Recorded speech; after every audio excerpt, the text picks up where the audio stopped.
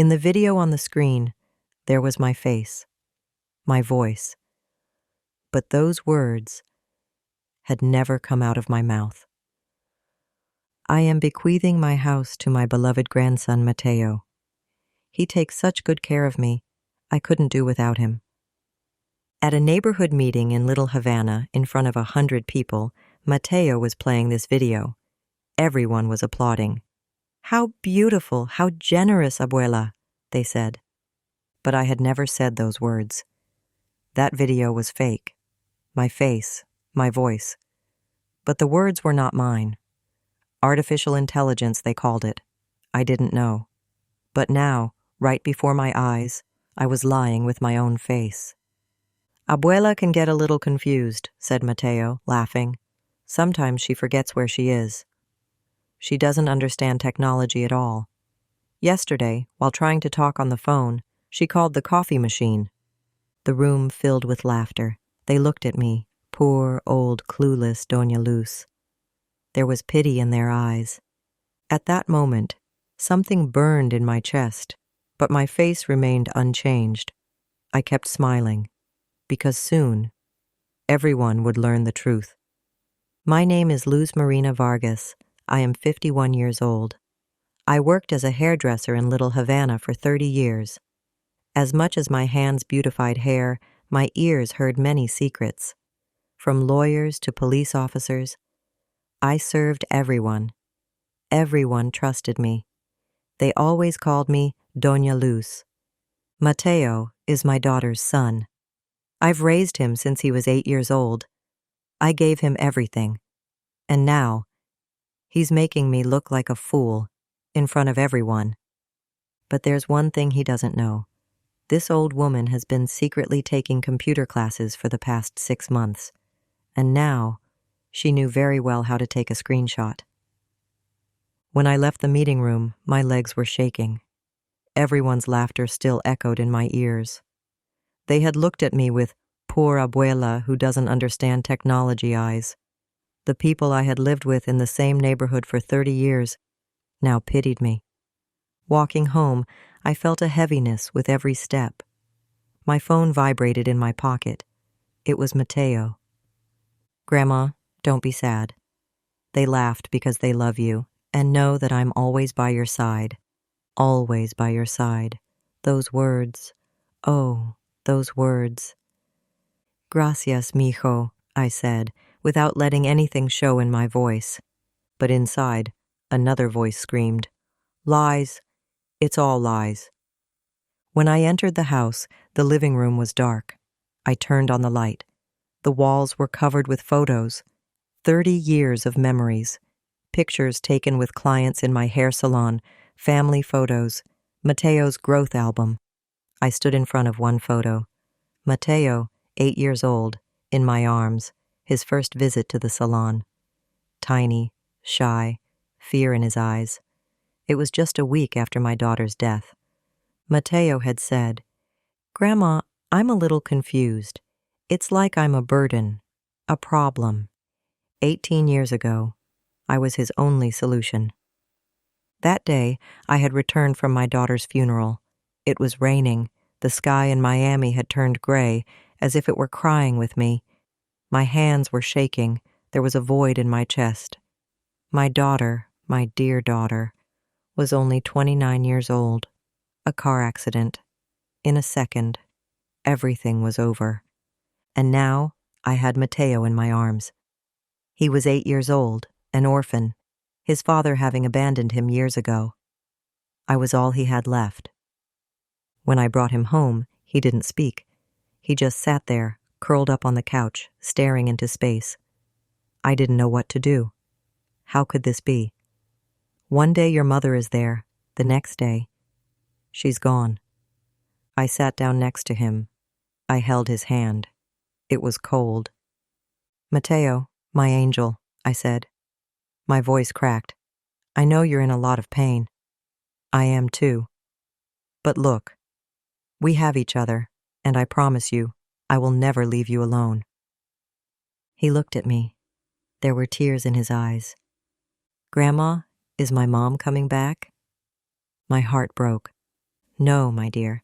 She's in heaven now with the angels, but she will always be watching over you, and I will be here, always. That night, I put him to bed in my daughter's old room. The walls were still painted pink. The childhood toys were still on the shelves. Everything seemed frozen. Mateo lay down on the bed. He looked at me. Grandma, will you stay with me? I'm scared. I lay down next to him. His tiny body trembled in my arms. He cried. I cried too. We both soaked the pillows. And that night, I made a decision. I would put my grandson at the center of my life. I would give him everything, because he was my daughter's last gift to me. The next day, at my hair salon, I told my customers, I'm going to work less now. I need to take care of my grandson. They understood. Everyone supported me. But working less actually meant working more. Because meeting all of Mateo's needs was expensive. School, clothes, books, extra lessons, everything. I worked at the salon from 8 in the morning until 7 at night. Saturdays, Sundays, holidays, no matter. Every customer was important. Every dollar was important. And Mateo grew up. He did well in school. When he said, Grandma, I got an A on my test today, I forgot all my fatigue. For 10 years, we lived like that. I worked. He grew up. I made sacrifices. He built his dreams. But now, looking at that photo, I ask myself, what happened to that 8-year-old boy? That boy who said, Grandma, will you stay with me? Is now the man who says, Grandma, I'm confused. Where did I lose him? Or, did I never have him in the first place? I remembered 5 years ago. We were in the living room. Camilla said, Grandma, Mateo's career is very important. Your old-fashioned ideas are holding him back. Old-fashioned ideas, meaning my values, my efforts. Nothing. Mateo was in his final year of college. He was studying communications and was going to be a social media expert, but in his last semester, he wanted to go to New York for an internship. Working for big companies is important to me, Grandma, but I don't have any money. We were sitting at the kitchen table. He said it while we were eating dinner. His voice was eager, his eyes were shining. How much do you need, mijo? Accommodation and transportation for 3 months? Maybe $5,000? $5,000. My entire savings at the time were $8,000. Money I had saved over 30 years of work. Okay, I said. I'll give it to you. Mateo was surprised. Really, abuela? But your retirement money. You are my retirement, mijo. Your success is my peace of mind. And I gave him the money, 5,000 out of 8,000. That left me with 3,000. But it didn't matter, because Mateo was following his dreams. Those 3 months were tough. The hair salon was already closed. I was retired. My pension was small. I counted every penny. At the grocery store, I bought the cheapest brands. To lower the electricity bill, I didn't turn on the air conditioner. I sat in the heat. But I didn't tell Mateo. I sent him happy messages. Everything's fine, mijo. Don't worry. Just focus on your work.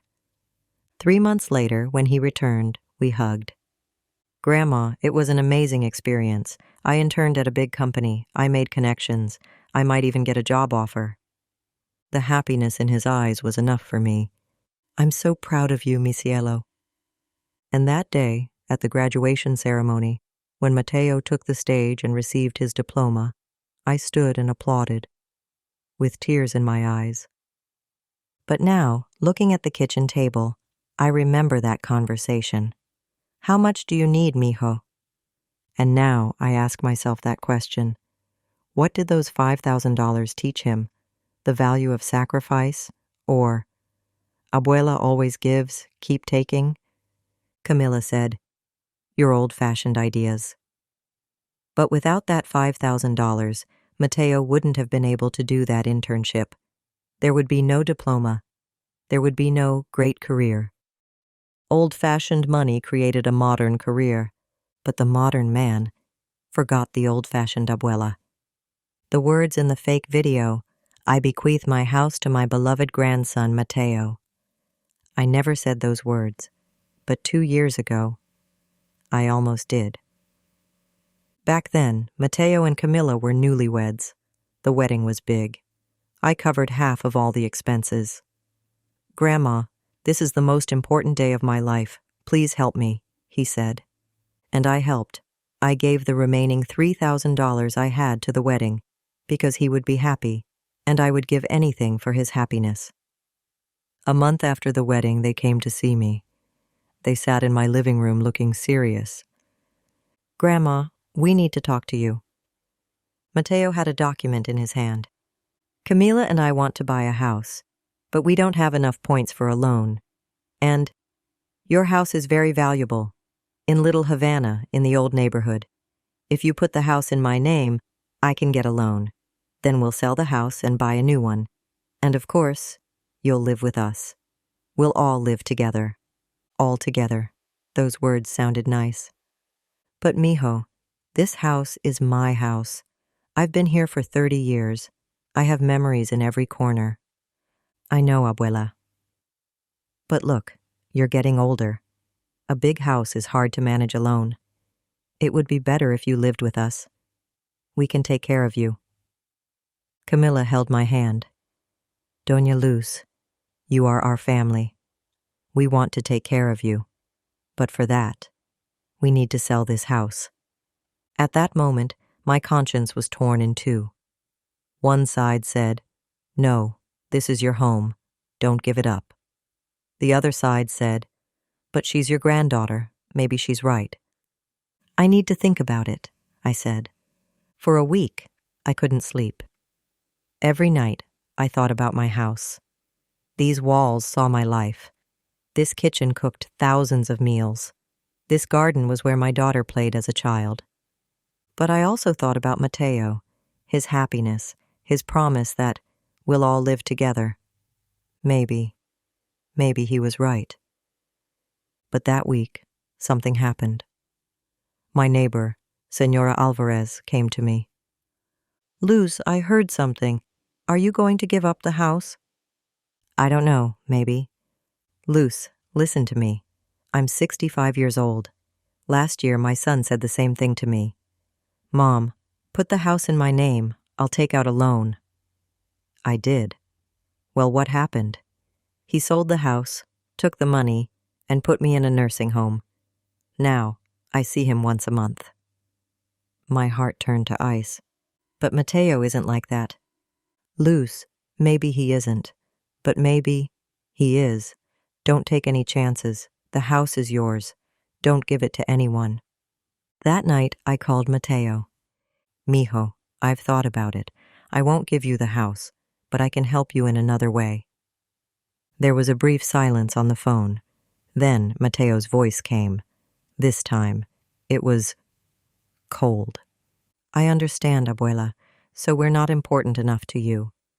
"No, mijo, that's not it. Leave it, abuela. Do as you wish, but know this. When you grow old, you'll be alone in this house. Who will look after you?" And he hung up. That night, I cried. But I didn't change my mind. Now, 2 years later, I remember that decision.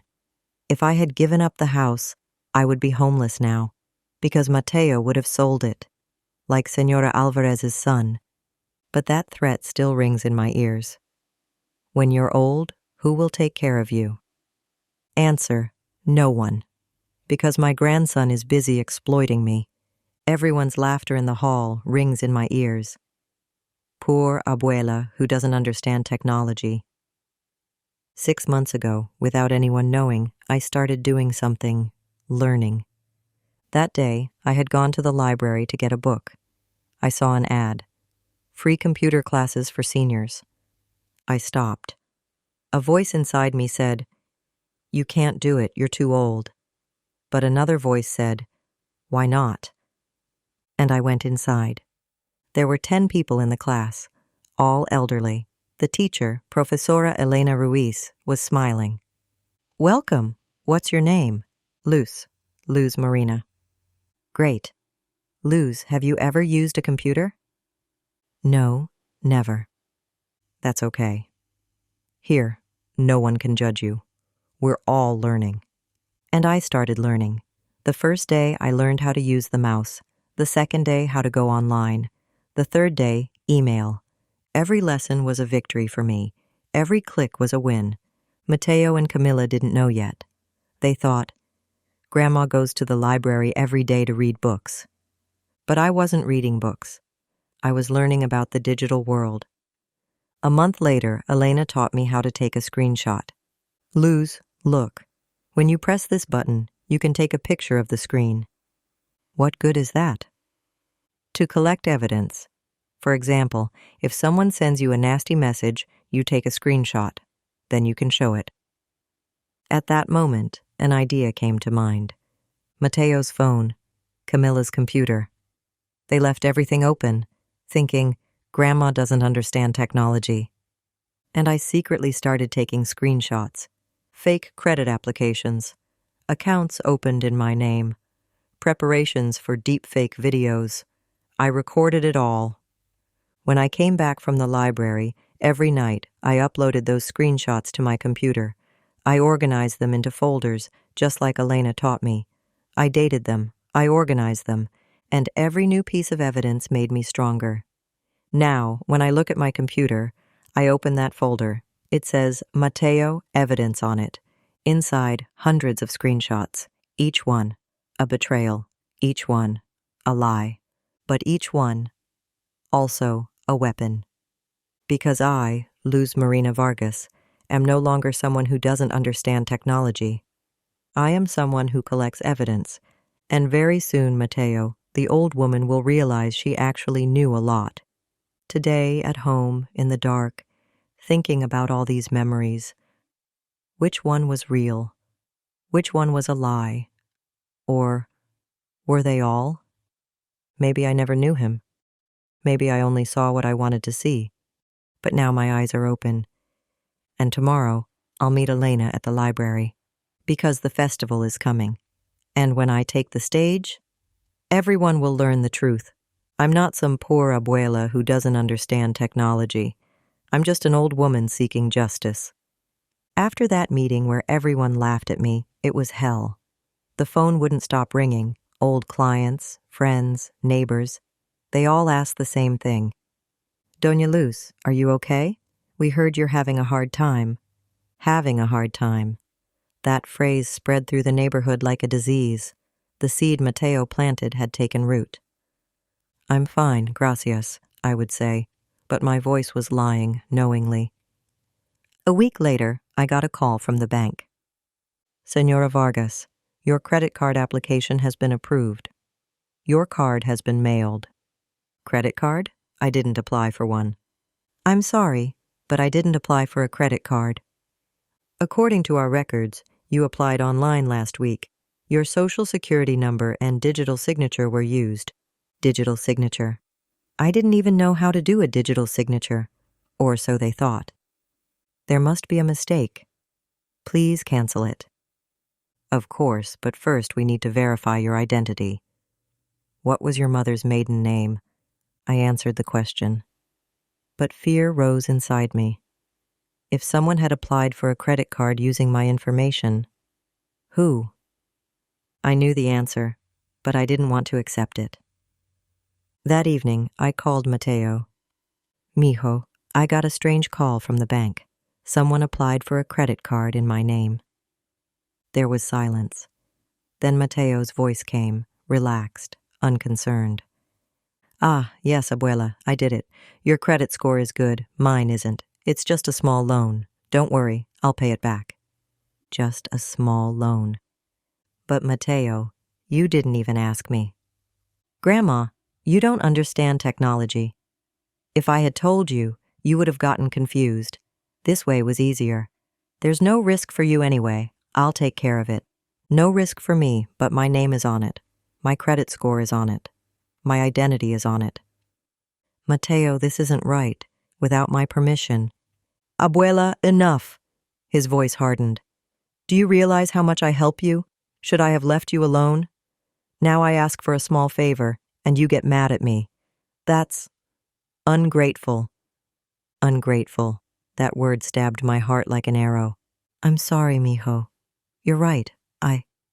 Forget it. I'm not doing anything for you anymore. Fend for yourself. And he hung up. That night, in my bed, I stared at the ceiling. In gratitude.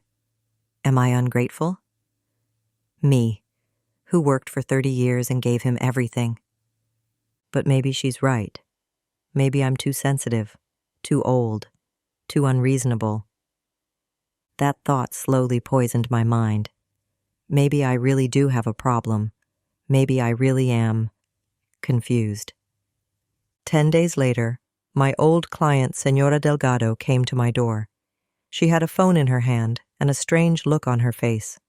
Luz, I need to talk to you. I let her in. I made coffee, but she didn't touch the coffee. She just handed me her phone. Is this your Facebook page? I looked at the screen. It said, Luz Marina Vargas. The profile picture was me, but I didn't use Facebook. I didn't have an account. I opened the page. I looked at the latest posts. My stomach clenched.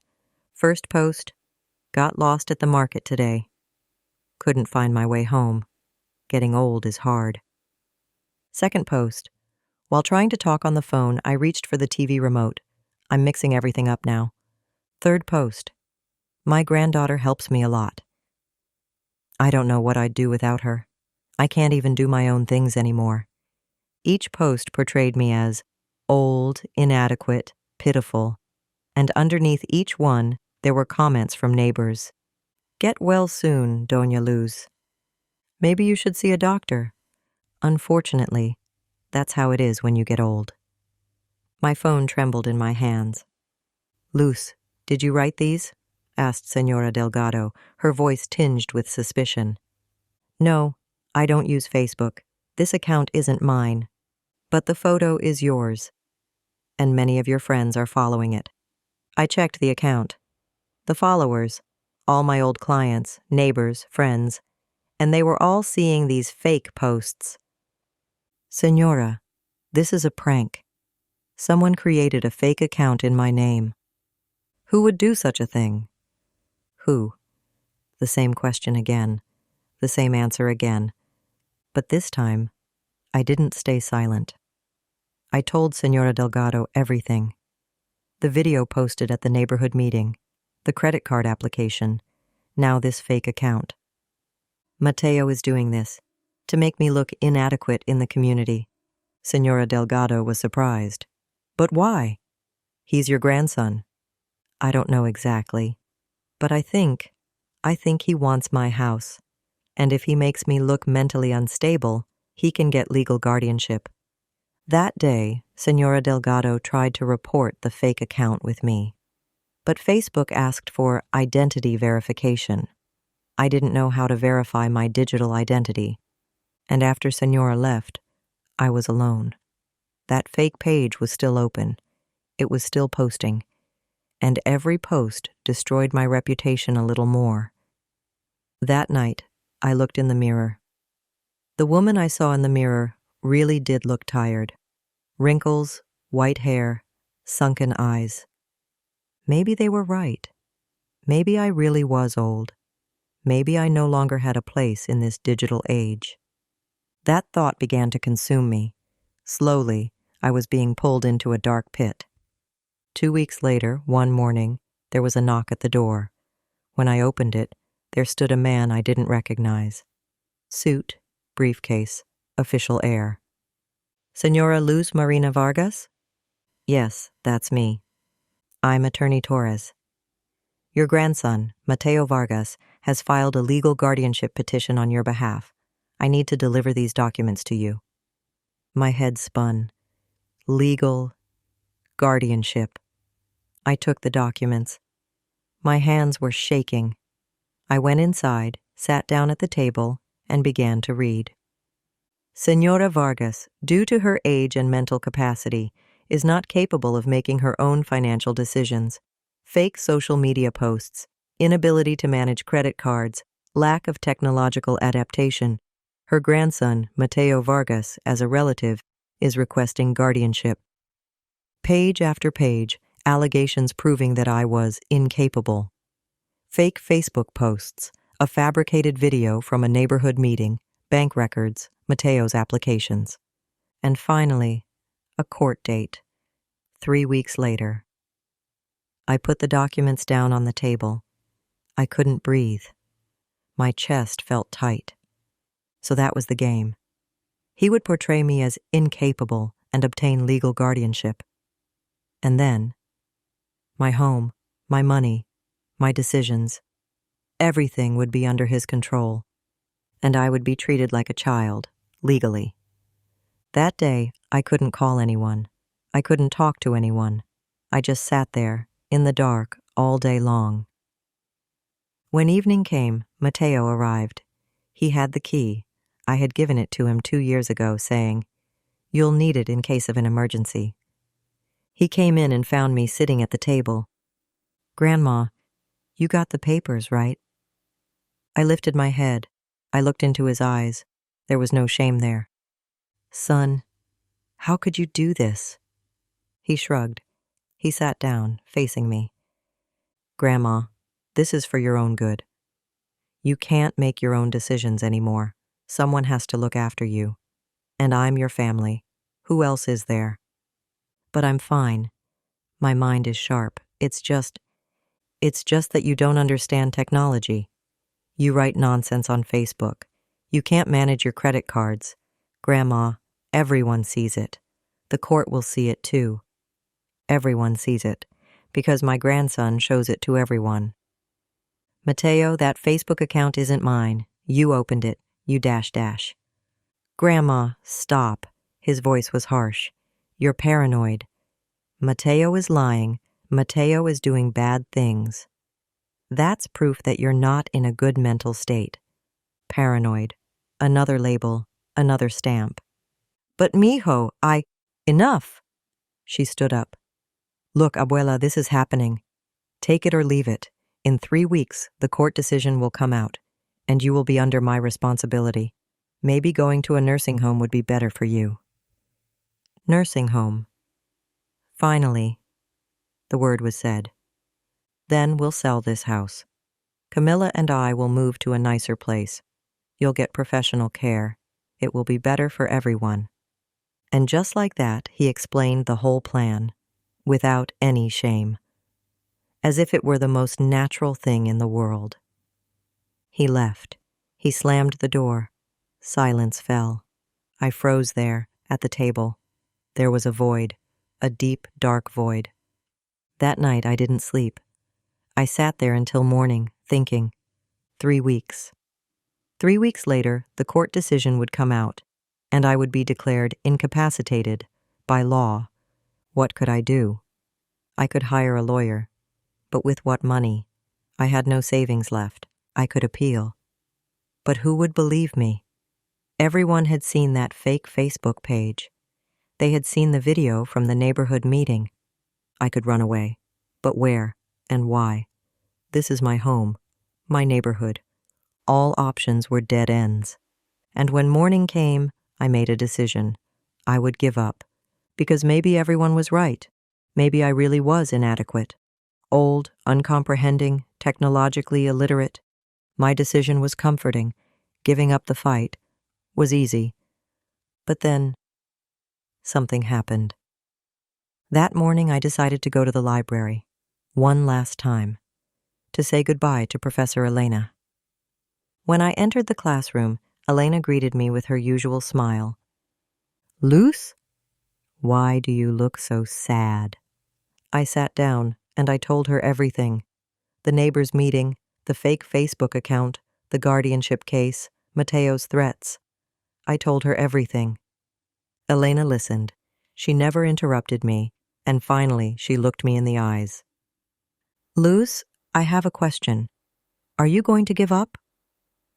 I lowered my head. What can I do? Everyone believes him. Who would believe me? I'll show you something. She opened her computer. She opened a folder. Inside were hundreds of screenshots. What are these? I asked. The evidence you recorded. Screenshots you took from Mateo's phone, from Camilla's computer. Remember? I remembered. 6 months ago, I had started secretly, but then I gave up. It won't do any good anyway, I had thought. Luz, look. Elena opened the files. Fake credit applications, preparations for deepfake videos, Mateo and Camilla's messages, plans to make abuela look incompetent. Each file was a piece of evidence. Each screenshot was a weapon. These can be used in court. These prove Mateo's bad intentions. But how will I defend myself in court? I don't have money for a lawyer.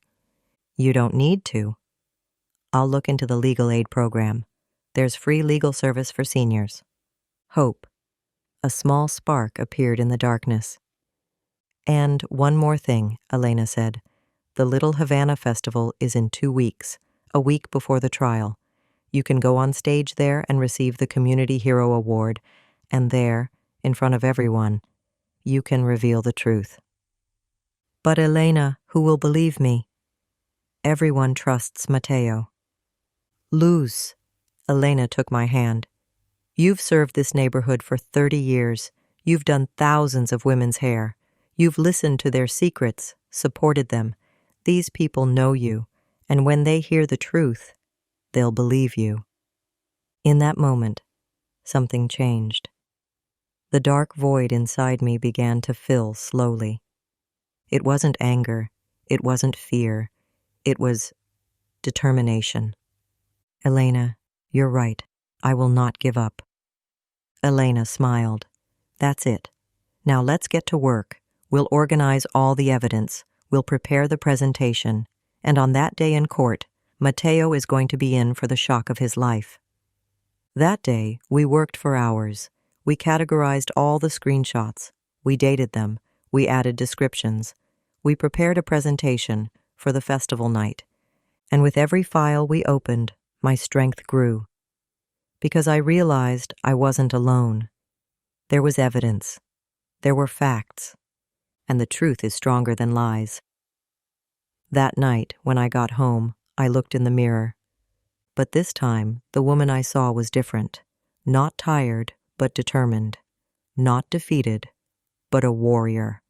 Because I, Luz Marina Vargas, learned to survive 30 years in the business world.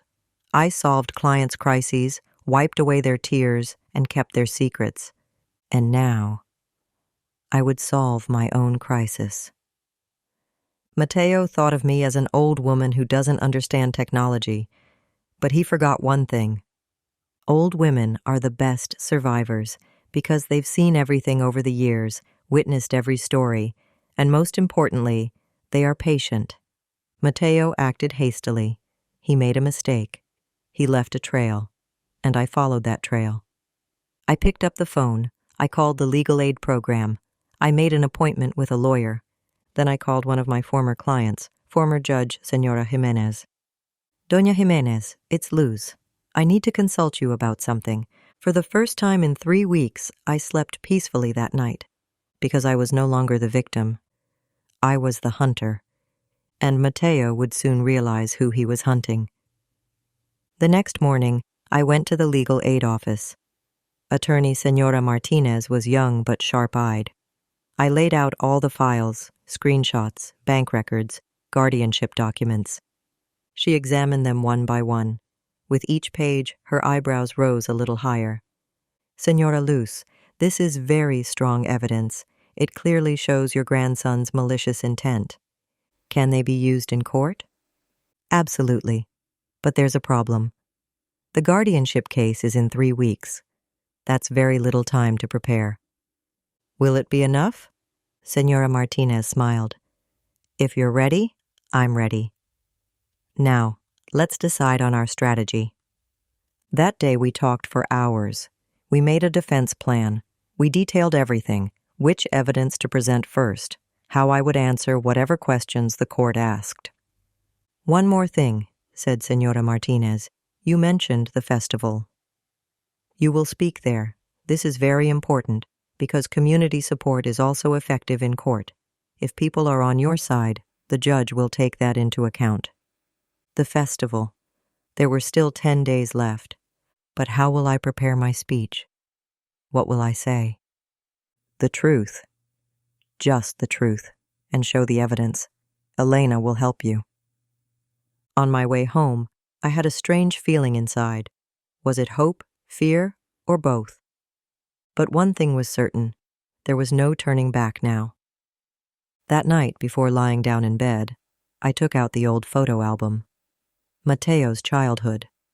I flipped through the pages. Here he is, 8 years old, coming to the salon for the first time. Here he is, 10 years old, learning to ride a bike. Here he is, 15 years old, graduating from high school. I was in every photo, always by his side, always smiling. And at that moment, something inside me cracked.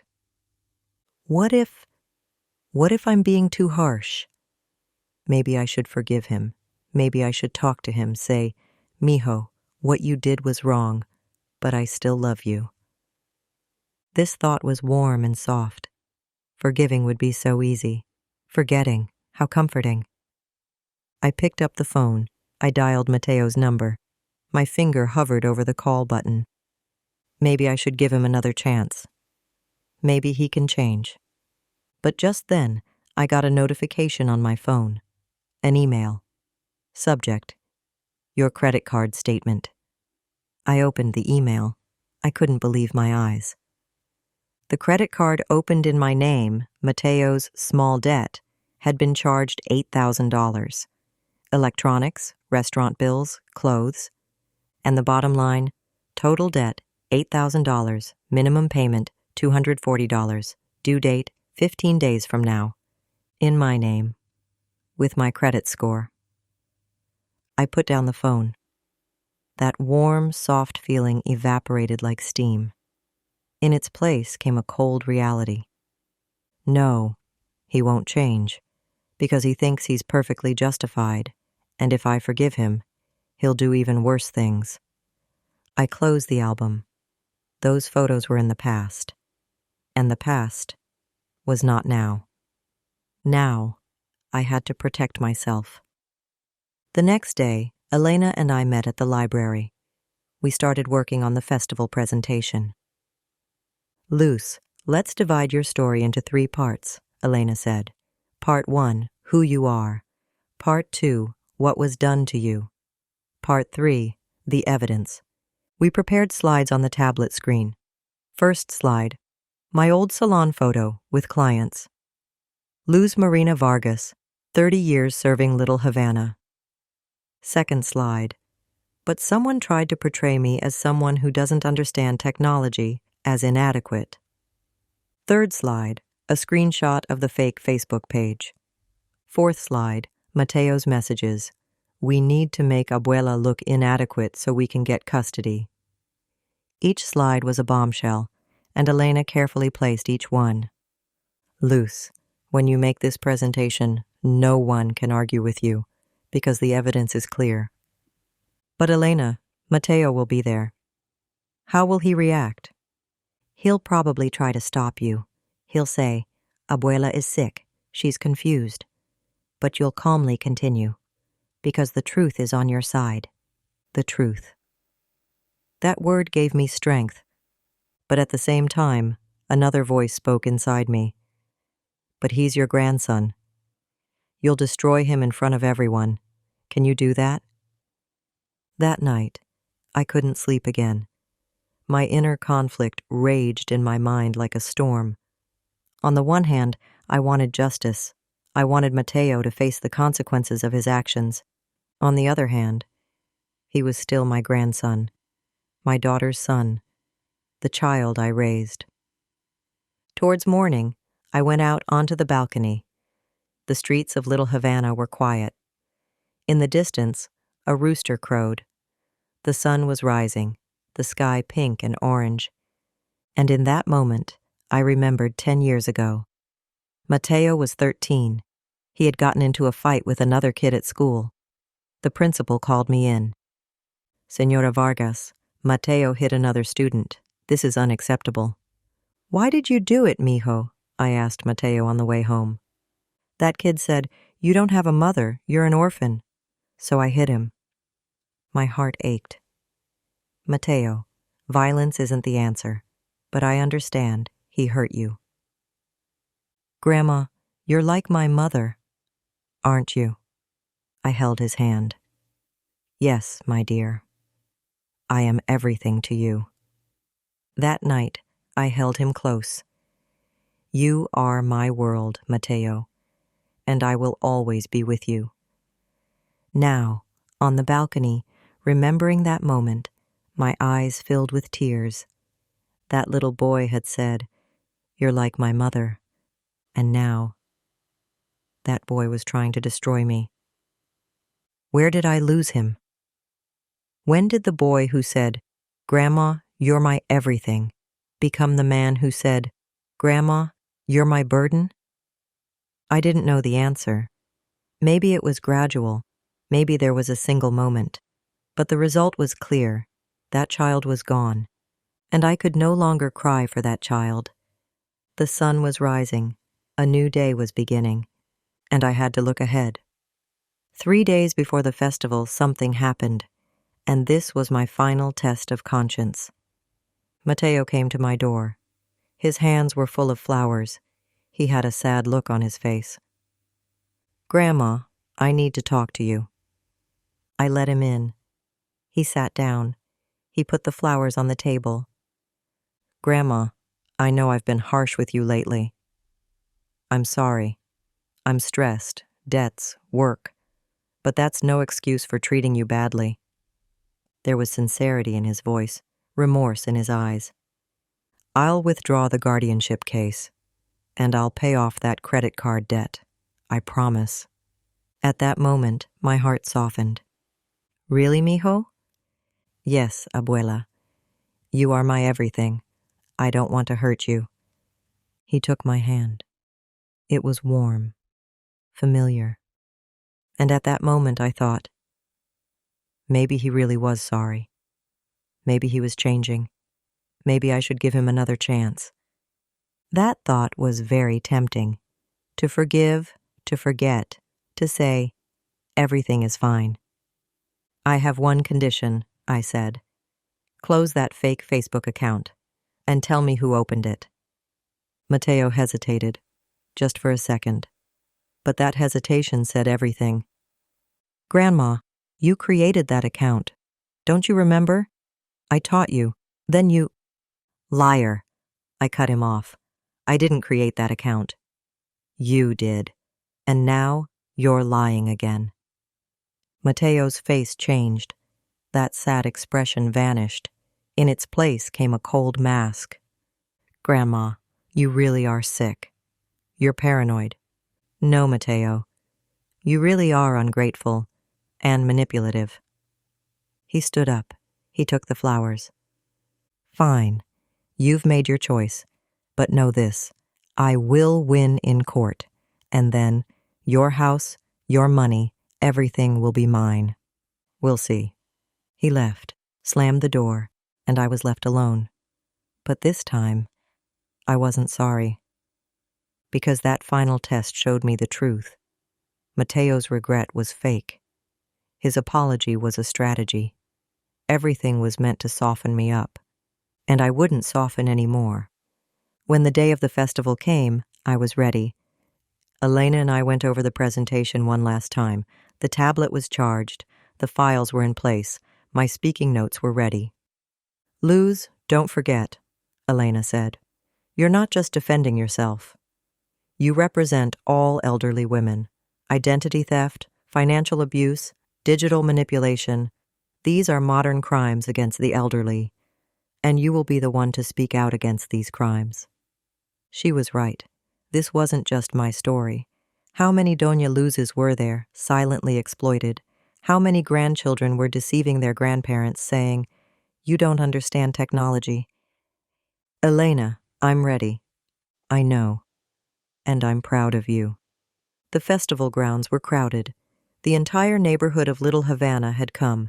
Music, dancing, food stands, everywhere was alive. On the main stage, the Community Heroes ceremony was about to begin. I was waiting in the backstage room. The door opened. Mateo and Camilla entered. "Grandma, I'm glad you're here because we need to talk." Camilla had a document in her hand. "This is the final version of the guardianship case. We want you to sign it, today, in front of everyone. You will say, 'I can't make my own decisions. My grandson Mateo will take care of me.'" "Or else?" I asked calmly. "Otherwise," Mateo leaned forward, his voice threatening, "when you take the stage, I'll take it too.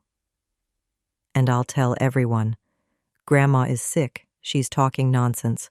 Don't listen to her.'" "Who would believe you? You're a senile old woman who doesn't understand technology."